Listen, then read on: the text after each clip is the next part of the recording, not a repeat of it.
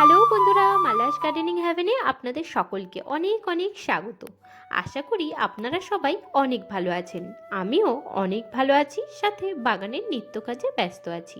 বন্ধুরা, আজকের ভিডিওতে আমরা দেখব খুব সামান্য মাটি দিয়ে কিভাবে আমরা ফুল গাছের জন্য বেড রেডি করব।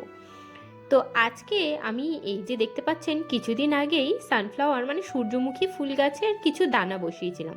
তো সমস্ত দানাই জার্মিনেট হয়ে গেছে আর চারা তৈরি হয়েছে। তো এখনই যদি চারাগুলোকে না বসাই, তো চারাগুলো কিন্তু খুব একটা ভালো গ্রোথ করতে পারবে না। তো দেখুন, চারাগুলোকে বসাবার জন্য এই যে 5টা গামলা নিয়ে এসেছি, কিন্তু 5টা গামলা ভরবার জন্য পর্যাপ্ত পরিমাণে মাটি নেই, মানে মাটি খুবই সামান্য আছে। সেই পরিস্থিতিতে এই ধরনের বড় বড় গামলা কিভাবে ভরবো সেটাই দেখি আজকের ভিডিওতে, চলুন। তো সবার আগে প্রত্যেকটা গামলার নিচে কিন্তু আমি ছোট ছোট করে ছিদ্র করে নিয়েছিলাম ফর্কের সাহায্যে, মানে কাঁটা চামচ দিয়ে ছোট ছোট অনেকগুলো করে ছিদ্র করে নিয়েছিলাম। তো সেই ছিদ্রর মধ্যেই প্রথমে ওপরে দিয়ে দিয়েছি বেশ খানিকটা খড়। খড় দিলে ড্রেনেজ হোলটা খুবই ভালো থাকবে আর মাটি খুব একটা বেরোবে না ওখান থেকে। জল মাটিটা একেবারে ছেঁকে শুধুমাত্র জলটা ছিদ্র দিয়ে বেরিয়ে যাবে। তো প্রত্যেকটা গামলার নিচেই বেশ অনেকখানি করে দিয়েছিলাম আমি খড়। তারপরে দিলাম বেশ কিছু বাগানের কেটে রাখা পাতা, ডান্ডা, শুকনো পাতা, এ সমস্ত। ওসব দেওয়ার পরে তার উপরে মাটির সাথে খড়, কোকোপিট মিশিয়ে আর একটা লেয়ার দিয়ে চাপা দিয়ে দিয়েছি। তো এই মধ্যে কিন্তু সমস্ত কিছু কটা গামলাকে আমি এইভাবেই ভরে নিয়েছি। খুবই সামান্য পরিমাণে মাটি ব্যবহার করেছি। এবার পুরো মাটিটাকে ভিজিয়ে দেব। নিচে যে পরিমাণে শুকনো পাতা ব্যবহার করেছি সেগুলো আস্তে আস্তে ডিকম্পোজ হতে থাকবে। এই যে জল দেব, এখন থেকে জল দিলে ডিকম্পোজ হবে। আর দেখুন, এবার আমরা এই ছোট ছোট চারাগুলোকে একটা একটা গামলার মধ্যে বসিয়ে দেব। এখানে 6টা চারা তৈরি হয়েছে, তার মধ্যে 5টা চারা অনেকটা বড় হয়েছে আর একটা চারা একদমই ছোট রয়েছে। তো দেখুন, শিকড় কিন্তু অনেকখানি ভালোভাবে গ্রো হয়েছে, ওই জন্য বার করতে একটু অসুবিধা হচ্ছে। কিন্তু এটা যেহেতু কোকোপিট আর খড় দিয়ে মিডিয়া তৈরি করেছিলাম, সেহেতু খুব সহজেই বেরিয়ে আসবে আর শিকড় খুব একটা ছিঁড়বে না। আর এই ছোট যে চারা গাছ, এর থেকে যদি শিকড় কিন্তু বেশি পরিমাণে ছিঁড়ে যায় তাহলে কিন্তু চারাকে বাঁচানো খুবই কঠিন হবে। তো একদম সাবধানতার সাথে হালকা হালকা করে প্রেস করে দেখুন আমি পুরো মিডিয়াটাকে চারা গাছ শুদ্ধ বার করে নিয়েছি। তো গোড়ার দিকে দেখতেই পেলেন বেশ ভালো শিকড় ডেভেলপ হয়ে গেছে। তো এবার পুরো শিকড়টা থেকে কোকোপিট আর খড়ের এই মিডিয়াটাকে বাইরে বার করে নেব।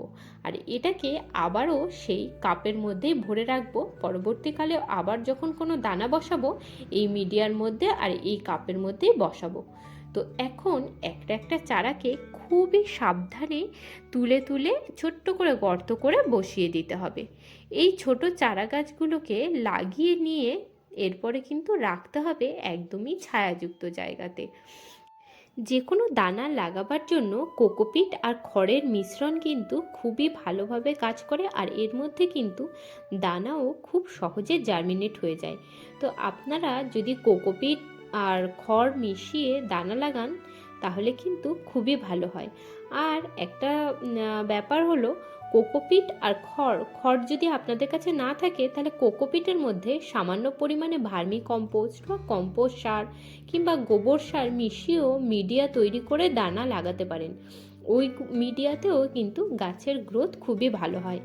এবার একই জায়গাতে মানে একটা ছোট কাপে বা গ্লাসের মধ্যে যদি আপনারা দানা জার্মিনেট হতে দেন, আর দেখুন আমি এখানে 6টা দানা দিয়েছিলাম আর জায়গাটা কিন্তু খুবই কনজাস্টেড ছিল, একই জায়গায় এই 6টা চারা কিন্তু খুব ভালোভাবে গ্রো হতে পারবে না।